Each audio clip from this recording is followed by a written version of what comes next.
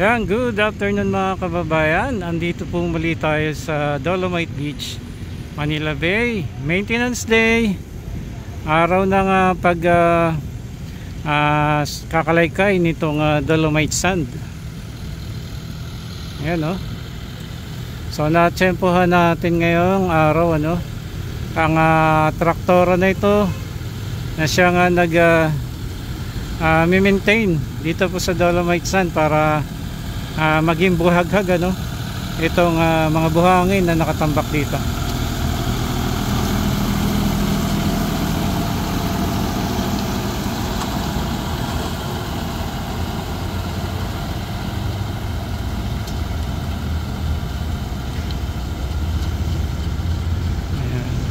So araw ng Huwebes ay sarado po ito mga kababayan. Kung kaya't yung mga workers lamang, mga security guard naririto at ilang mga taga DNR, tayo po ay mag-update dito sa Dolomite Beach. Bagamat walang tao ay tingnan po natin itong pinaayos ng ating government ng panahon ni Pangulong Rodrigo Duterte. Ay naisakatuparan po yung rehabilitation dito po sa Manila Bay, pagtatambak ng mga Dolomite Sand 500 meters na haba ang tinambak po rito. Nakikita po natin yung para mga school of fish na naririyan ngayon. Parang ayun yung pansin na pansin yung paggalaw nila. Sana matsempohan natin yung pagtatalo na ng mga isda na ito.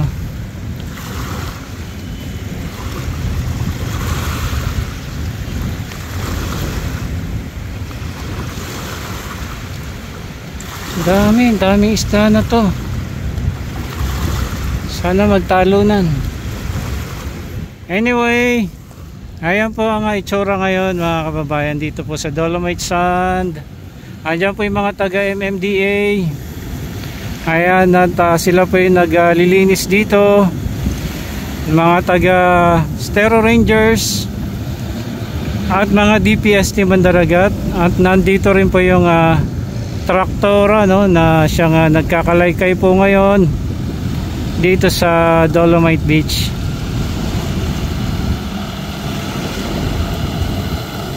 Ayan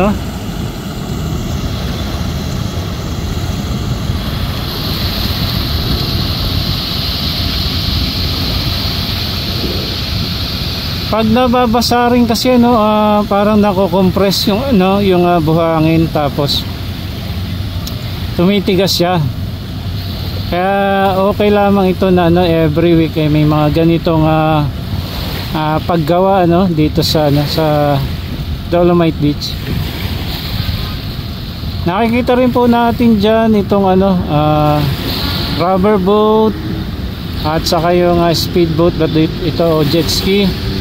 Nakadalas ang nakaraan kasi may mga estudyante dito o yung mga taga DNR na kumukuha ng mga sample water tinitest dun sa laboratory. Maya maya po yung mga grupo na yan from DNR ay mag-iikot-ikot dito yan sa dagat para mag-collect ng mga tubig po at matest sa kanilang laboratory. Hintay natin magtalunan wala pero kitang-kita natin yung parang mga school of fish na yung galawan nila.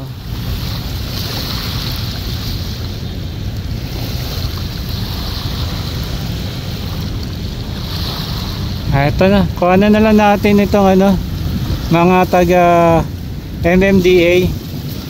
Ayan, ito na sila, back to work na ulit sila.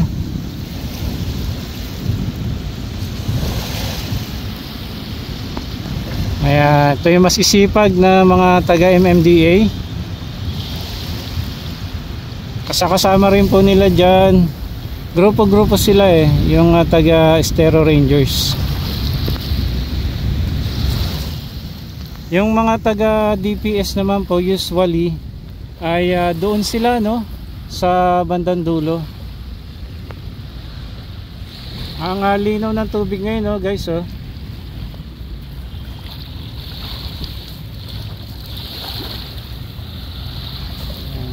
Okay. Lakad-lakad tayo.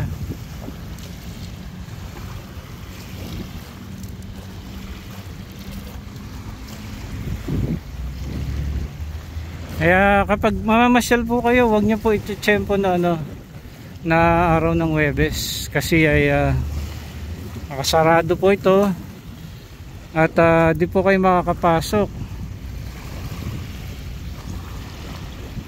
Ayan, kung kaya yung iba tumatanaw na lang dyan sa tulay dyan, oh.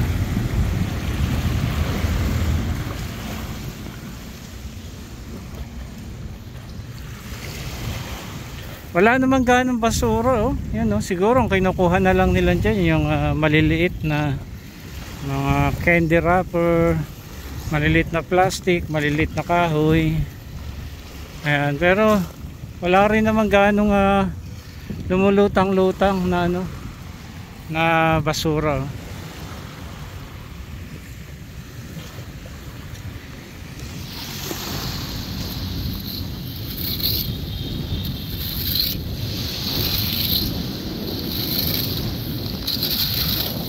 Good afternoon po. Taga MMDA. Ayan po sila.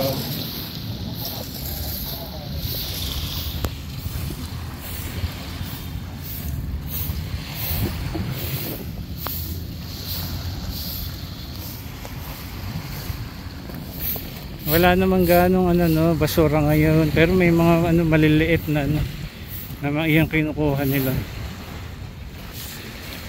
Mga candy wrapper, plastic, kahoy, bottle cups. Okay. So ito naman po yung rock garden. Hanggang dito lamang po yung mga namamasyal. Off limits na, hindi tayo pwedeng pumasok dyan. At sa kabila niya yung bakod na yan, US Embassy na po kasi yan.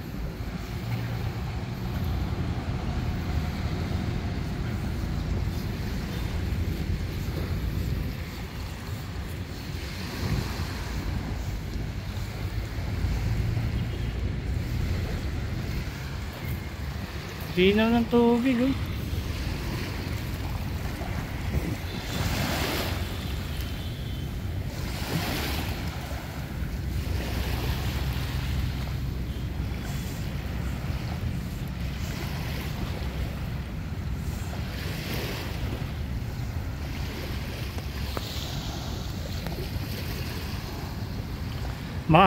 Parang smoky yung yung kapaligiran,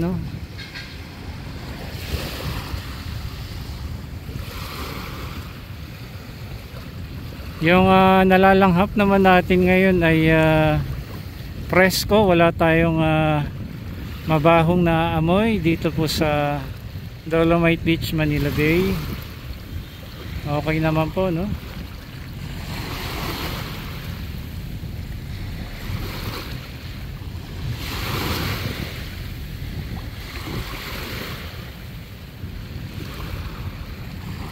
ayun, sana magtalunan yun,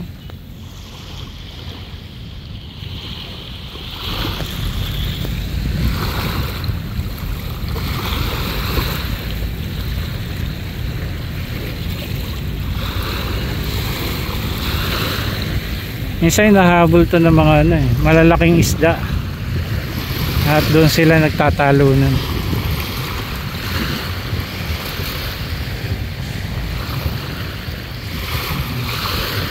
Andyan pa rin po yung mga makina gamit sa reclamation. Naka-standby lang po dyan dito sa Manila Bay.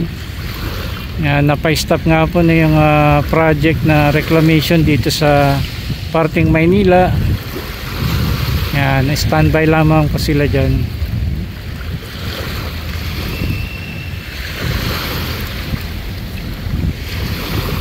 Ayun, yun ang lalaki ng isda. Ayun, yun. Nahabol na sila ng mga Bangus yata ang mahabol sa malilit na isda na narito ngayon.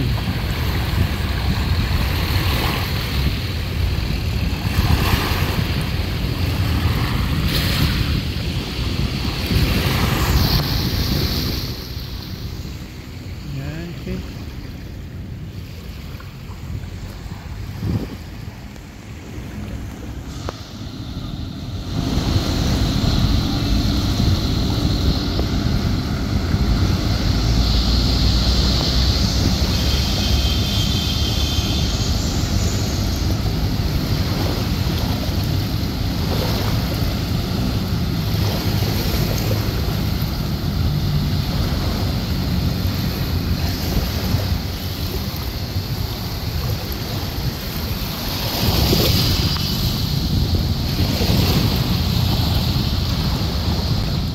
Alright guys, ito po yung ating update dito sa loob ng Dolomite Beach. Ay malinis, presko ang hangin, bagamat parang makulimlim ano, na smoky yung kalangitan. Ayan no. Pero sa ngayon wala namang pag-ambon at pag-ulan. Napakainit nga po, tapos ang linaw naman ng dagat. Kita po natin yung mga school of fish dyan na kanina nagtatalo na ano. Ayan, ito po si Kuya Ron, nag-update po muli dito sa Dolomite Beach, Manila Bay.